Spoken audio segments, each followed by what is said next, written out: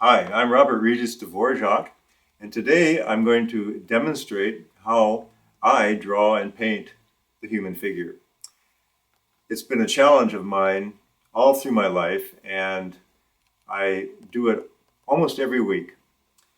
And what I do is I always start out with a pencil.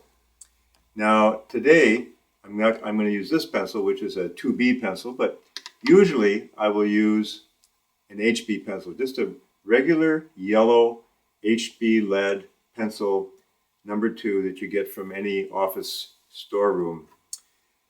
The reason I'm not going to use this one today is simply because we're filming and I want you to really be able to see the lines that I make. So I'm going to use a little bit darker lead, a little bit softer lead. I'm going to use a 2B pencil.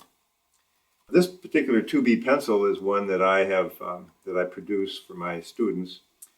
I enjoy it because it says on it 4 most important things to remember when you paint and you draw, and that is to smile, to breathe, to relax, and to stay in the moment. Very, very important to stay in the moment when you're drawing. Can't be thinking about how the drawing is going to come out or how you want the drawing to come out. You have to think about and be right concentrated in the here and now. Now, for my colors, I keep a very, very simple palette, and I will talk a little bit more about the colors that I use when we start to paint. What I'd like to do right now is I'd like to show you some of the drawings that I have done in preparation for painting. And I give you an idea of the kind of drawing that we use before we paint and how detailed the drawings need to be to get a really good painting. The main thing is when we're drawing the figure that we try and, yes, it's important to get the proportions, and that, of course, comes with experience and time and working on it and measuring with your eye. The main thing is that we use a continuous line. Now you can see here how the line is, it's a continuous line. And that continuous line really helps you to keep only one line for each edge that you're drawing. And of course, not just drawing the outlines, but drawing the inner contours as well is very important. And I always like to have a fairly good face in the drawing, because if you don't have a nice looking face, then the rest of the drawing always feels bad to you. So I like to feel good about what I'm doing. And so I always try to put a little extra time in on making the face come out really, really, really well in a very simple way. But you can see how a lot of these lines are just continuous lines, and I go over things and I work pretty fast. Now it's also very important that the details are drawn. Various details that you see, like fingers and toes, are very, very important. And then, of course, I like to also have the model usually connected to at least 2 sides of the sheet. So you see how it's connected here, and it's here connected. It's another drawing which is less complete, but it's a different model, and I thought that you might enjoy seeing some drawings of different models and what they look like. And you'll see, particularly I wanted to show you on this drawing, is how the model is sitting on a chair. Now, the chair is just suggested here. When you have a session, in your model session, and you only have a certain amount of time, you can't spend time working on background and other things. You have to put your attention on the model. Now, this drawing was probably done in less than 10 minutes. It's probably an 8-minute drawing. And you'll see that the drawing here, you see it's not really complete, no legs on the chair, but you do see the model actually sitting. Now there probably should be a shadow here also underneath the foot here, and probably one underneath that foot as well.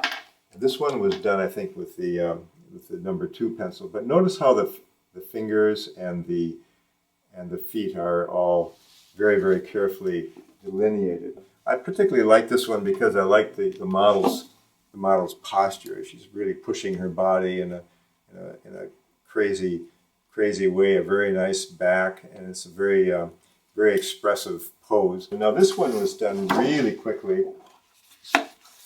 This one was done very, very quickly, and you can see how the lines are just very, very spontaneous. This is probably a 5-minute drawing. It was done quite quite fast. But even when you're working fast like this, you need to take the time to draw each toe and each finger. It's very, very important. You can see the face is just suggested here, but very interesting kind of a foreshortened pose. Here's another one. This particular drawing, I think, took probably at least 10 to 12 minutes. I tried to work on it. You can see how the shadow actually intersects the edge of the sheet here. And then the face was really worked on so that I got the facial expression pretty well on this one. Another thing to notice about this one is that I've already delineated the shadows with the pencil. See these lines here, these are the shadow lines. So when I paint this, those are the lines that I would use to guide my shadow. Here's another one, which is the same, actually the same model as in the last one. And I wanted to talk a little bit about erasing now. Sometimes it's necessary to erase because you can't get the lines perfect every single time. Now what I do is I keep my eraser in this film can here, and these keep my kneaded erasers clean.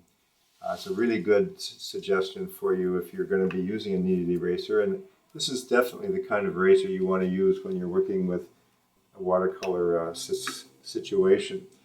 The hard eraser on a pencil like that or like this is going to damage the paper slightly. So you want to use a nice soft kneaded eraser. So anyway, you use this eraser to kind of clean up the drawing where you have maybe more than one line and there's some indistinctness there, because you really only want to have one line for every single contour that you see. So you'll just use the eraser to go in there and take out anything that's not. And sometimes you can use the eraser to lighten lines as well. As you see, I can lighten the lines with the kneaded eraser too. Again, this is a little bit larger, and you see how we're able to make this larger because she has her legs folded behind her, and so we've connected the drawing here and there as well. So a very simple pose, and that'll paint really nicely. This is one of our favorite models. She's an excellent model, and this drawing probably was more of a 15-minute drawing, I think, because I have a lot of detail in here. I have hand, both feet here, and a very expressive face. This is a Korean woman, and she's an excellent model. She actually held this pose for 20 minutes, which is pretty amazing. You can see again the shadows are indicated on here, and it shows how the shadows are. So see the shadow of her arm underneath there, how that's drawn in. Even some ribs are indicated there. Every single finger in the hand is drawn. Very important to get a very good drawing. This is going to be the next one, the same model. This was a 20-minute. No, this was a 15-minute pose. But this drawing took longer because I had to draw this chair in here, and I took time to actually draw that chair while she was modeling. And you see, there's quite a lot of drawing that had to occur in that chair there as well. But you see how all the lines are very clean and very simple. All the fingers again, the toes, and every line. And you try to only make the lines one time if you can. If you don't make the right line the first time, you have to redraw the line. You can do that and then erase the first line. But I always recommend that if you're going to redraw a line, you redraw it while the mistake line is still there, so that then you can guide your pencil to do the correct line the way you want it, and then take the mistake line off afterwards. So that's that one. I think I have one more drawing here. Here's another drawing, getting ready to paint of a model. This was done with this pencil. I can see how it's a little bit softer. Again, fingers and toes, all the fingers are there. And then this chair, of course, took a little bit of drawing too. So this was a 15 to 20 minute drawing to put this model on the paper there like that. This is a painting in progress that I had worked on some weeks ago. And I wanted to talk a little bit about the colors that I use here. I have my palette divided up into a very, very simple palette. I'm going to tell you what the colors I have here are. That's alizarin crimson. That's vermilion. That's not cadmium, it's vermilion. I don't use cadmium to paint the figure. I use vermilion for my orange because it's a little bit less pigmenty than the cadmiums. I try to stay away from the cadmiums. They're pretty heavy, and I want watercolor to be nice and transparent when I paint the figure. This is a Rulin yellow, and I have here the yellow ochre. And yellow ochre is basic. Yellow ochre and my vermilion and my alizarin crimson are my basic Caucasian skin color.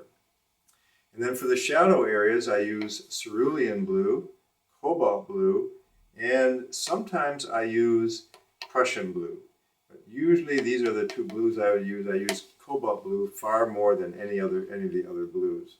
Cobalt blues are my real staple for shadow areas. And then I also have indigo here, which I use rarely. I use this same palette for doing my landscape work as well. And then viridian green, and there's the burnt sienna. Now over here I have some auxiliary colors. I have, again, burnt sienna. I have some burnt umber here, and then raw sienna.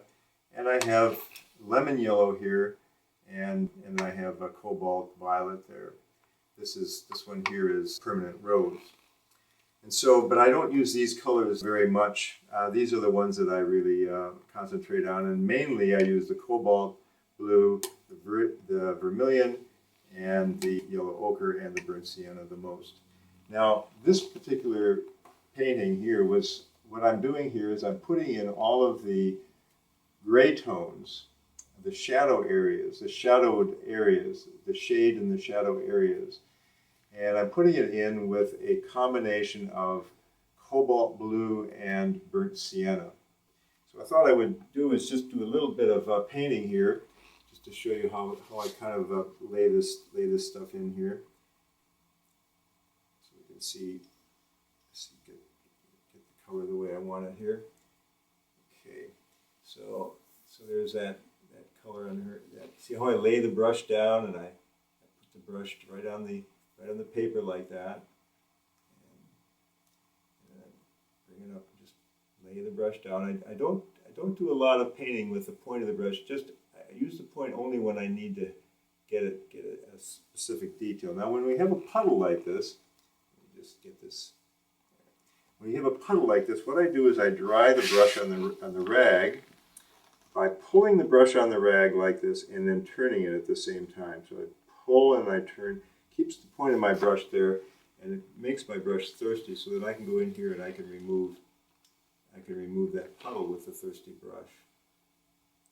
You see, I just kind of remove that puddle right there. Now, when we're working on a sheet that's so vertical like this, it's really important that we watch our drips. So let me get some more of this, a little bit more brown in here for this color here.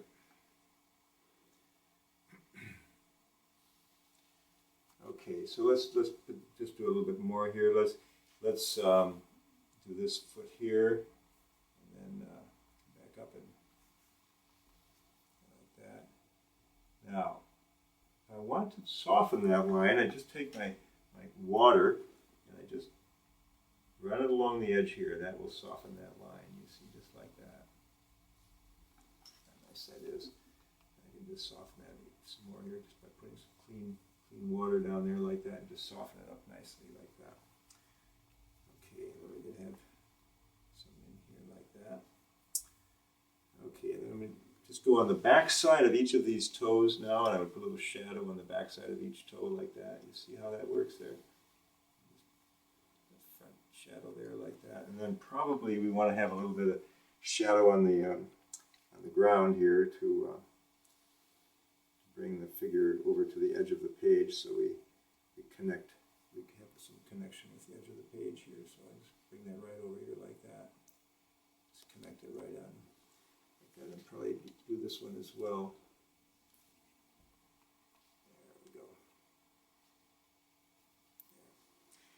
again, I'm pulling the brush on the rag, like so, and then going in and taking away my puddle, like so. Okay, so that gives you a little sense of how that works. Maybe put a little bit more shadow up in here, and then leave that nice and strong there, so that helps to show this leg right here, how that leg is right there. Pull that drip out there like that. Okay, I'm going to stop right now, and I'm going to get something else, get another tool for you, and I'll be right back. So here we are with Bridget, an excellent model, and I'm going to start looking at the paper and how I want the figure to go onto the paper. Now, this is a very, very important step in the process, because this is where we actually visualize how the figure is going to be located on the paper. So what I do is I take my pencil, and in the air, I kind of figure out where I'm going to put everything, like the hands, there's the face, this is her waist, and her lower body is over here, and this foot. I'm going to try to get the whole thing on the paper here. And then once I've figured out how I want it to be located on the paper, then I go to the head, and I start working with the eyes. And it's the very first thing I do is I start working with the eyes, because the eyes are a very, very important part of this drawing. And see how I'm just letting the pencil work the contours that I'm seeing on the paper. Now, her nose is there. I'm going to come up with this other eyebrow over here, and then that eye, which is a little bit different shape than the other one. And just draw in the eye there. Now the nose comes down like so. Drawing the nostrils. Looking for the details, always looking for every single detail that we can see. And the lips. Beautiful. Nice shaped lips. You see how I don't lift up the pencil, I just keep the pencil right on the paper as I go through these contours. Come down and do the chin here. Come up and do the side of the face. And the forehead. And I see this hair. Now the hair is very, very, a lot of lines in the hair, but I think I'm going to wait and paint those, so I'm not going to draw every line that I see. So let's just go down here to the hand. You see it's located right about here, the wrist, and then start drawing that hand in here like that. The fingernail on the thumb. Come down with that finger there like that. The knuckle. The other finger. Notice I haven't lifted the pencil yet.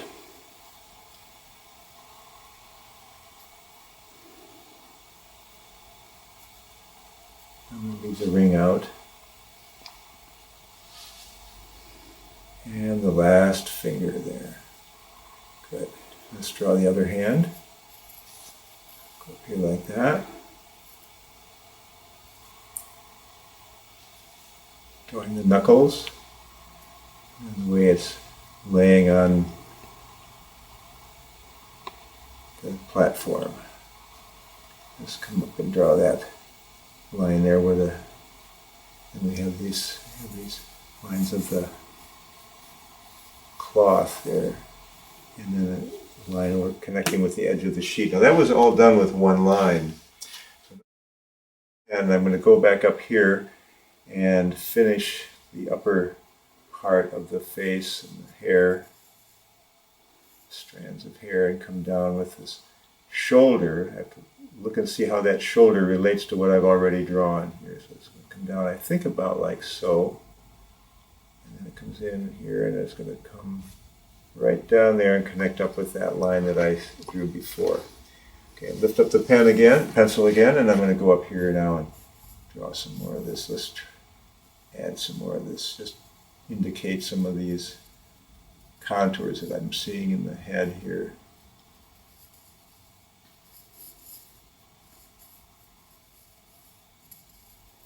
Not drawing everyone. And as I'm drawing, I'm imagining that the pencil point is actually touching those details that I'm observing. I'm thinking of the pencil actually touching. So I tell my students to actually say to themselves, touching. Now there's the back. So I'm going to go back up here and draw that other side of the shoulder there. I see just a little bit of ear sticking out. Let's put that in there. Go back and draw this back down like so. Okay, let's see how we're doing now. Let's check this out. So let's go back up here and work on this arm here. Looks like this may come out. First of all, let's get this, finish this chin line here. There's a hair in here. I want to indicate some of that. And let's go to the other side of this arm here now. Bring that down and bring it down right down to where I think it's going to hit the cloth, and then show the cloth, the way the cloth is connected there. Okay.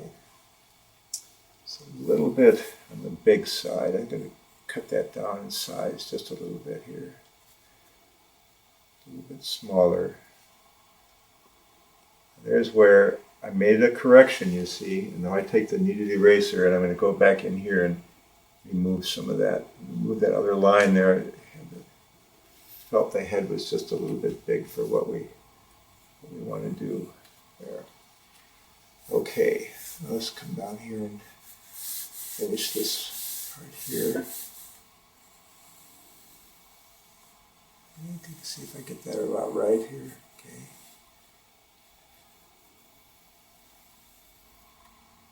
Okay, and then we have this here.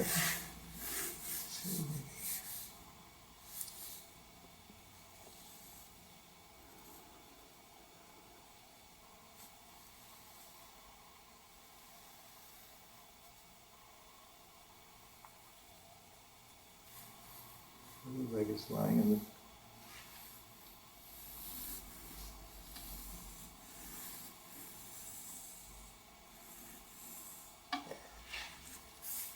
okay. All right, now let's go in here and do this foot. It looks like the other foot may actually end up being off the paper.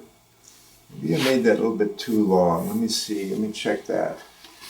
See, this is what you have to do. You have to make sure you get it right the first time. I think we made this a little bit too long here. So I think we need to make a good correction here and bring this up here more like that. So I'm going to do that now before I go any further, because otherwise I'll be just wasting time here. Take all that out. Good old kneaded eraser. When you need it, that's for sure. Okay, now that looks a little bit better to me. And okay, and then this one's going to be about here.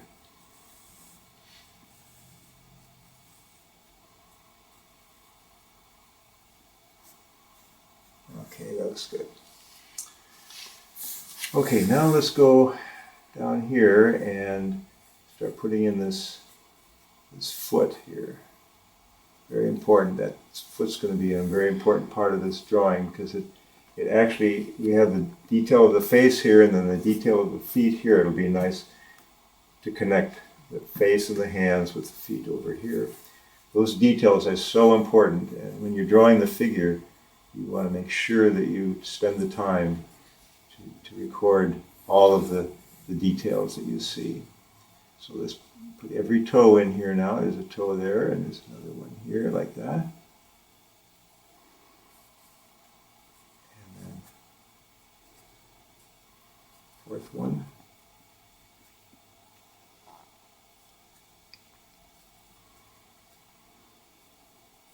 Like that, and then toe here. It's a little bit too big, maybe.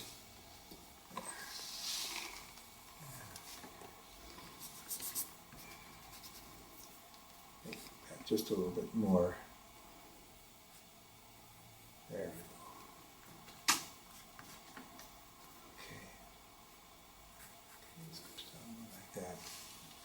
It looks like the other foot's going to go right off the page, so sometimes that's what happens, and we just have to live with it. I wanted to get them both on, but I didn't get them both on, so I'm not going back at this point. And this back, the bottom of that leg in there like that. Okay, it looks pretty good. I think this leg needs to be a little bit up here, more like that. There we go. Make that correction there. There we go. Now let's look at where the shadows occur and the shading occurs. I got a nice shadow going down like that. Have some shadows under the fingers here. That'll be easy. We have this here. And like that. Let's do a little painting here, and we're going to paint in. We're just going to paint in the gray tones now, and not do any color. Just the gray tones on this one here. I'm just going to do her eye here, leaving the white of the eye white, and go with the eyebrow over here. So, and it's nice like that. Okay.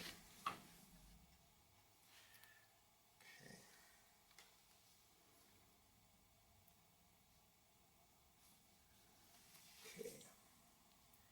I'm going to always think over painting just a little bit darker than what you think it needs to be. Get that lip in there, and then the other side of the nose here. Lip, the upper lip. Detail work in the mouth is important. And then underneath the lower lip, shadow there. Okay. And then on the shoulder here, bring that down like that. Okay, now let's soften that line a bit there. Soften that. There we go. There we go. And let's add some light tones here. From here like that. Maybe some darkness over here. Connect up with the lip there. There we go. Okay.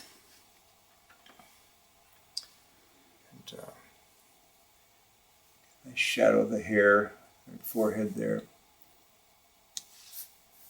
And now his hair is very dark. So I really put that in pretty strong color right in here. Pretty strong gray color right in here with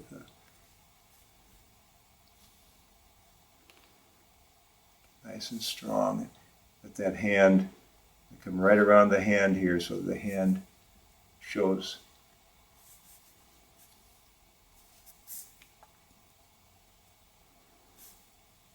The strands of the hair coming down.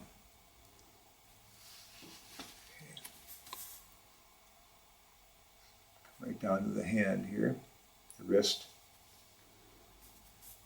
And that will help define the edge of her face here, these hair strands.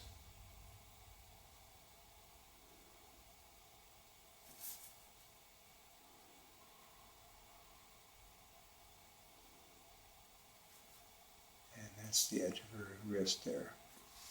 Okay, now let's just use the side of the brush and just come right down and simplify this a little bit so we don't have a lot of hair strands. Just simplify this and put this in, let separate here a little bit, like that.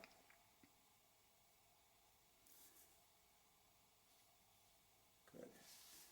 And I steady my hand on the paper as I'm doing that, so now you want to, when you're painting, you want to always try never to have to go back over anything, especially when it's the process of drying. So I don't want to do anything more with this really until we get a little bit more dry. I do want to darken this up a little bit in here.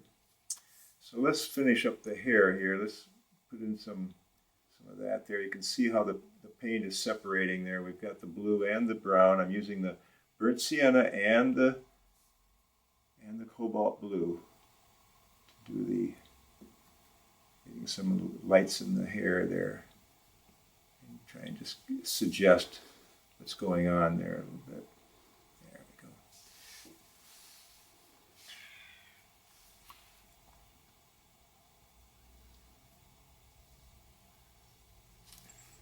Using the point of the brush to delineate those hair strands.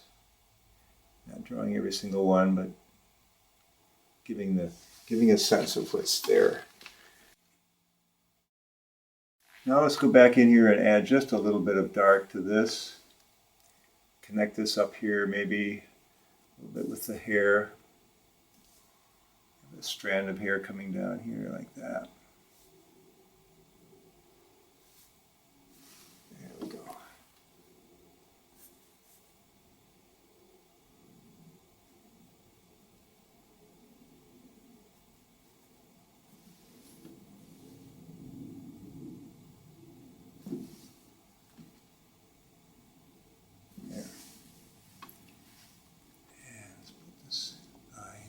Just a little bit further down here, and like so. Put more shadow in here, and just soften that line. There, soften that line. Good. That's good enough. Now let's go ahead and do some other work here like that. Now, it's okay to have your lines actually hold the form, so you don't have to paint in everything. You're going to use a lot of white in this. Now that I've got the head and the face fairly complete, I can go ahead and finish up the rest of the painting here, or drawing, if you want to call it a drawing. It's more of a drawing than it is a painting. Okay.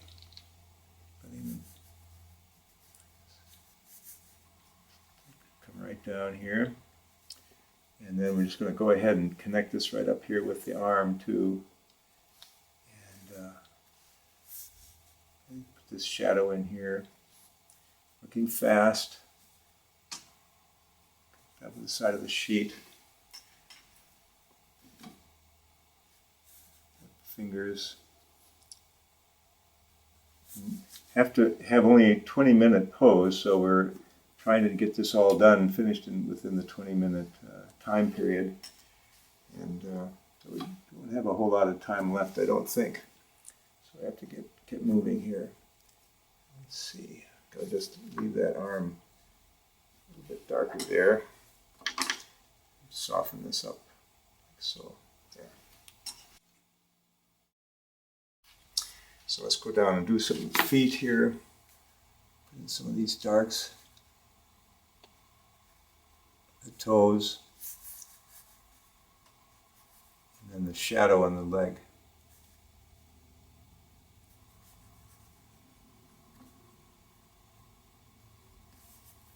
And then help to define the feet there. It's definitely darker in here. A nice shadow right there. So let's soften all that.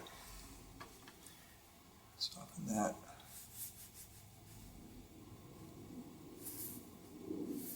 Some shadow, softening there, some tone on the toes here. Okay. Let's bring this right down here. Soften that. let's make this leg a little bit darker here so that it helps to show the toes here. And some darkness on the cloth as well. It hits the cloth. Won't take all those puddles off, but just some of them. A little bit of dark there where it connects up with the cloth. Yeah. Okay, and we have some darks here. Connect this up, and we have some dark here. Light against dark. Always think light against dark.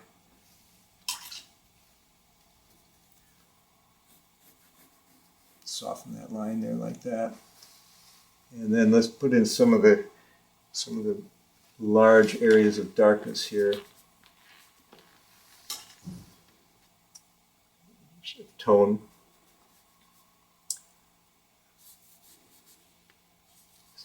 Add some tone, and there's the bell. So I'm just almost have to finish up here real quickly. There. That's pretty much it. I think I better stop. I could add some of the cloth lines here, the shadows on the cloth down here, but pretty much that's it. So that was a 20-minute adventure.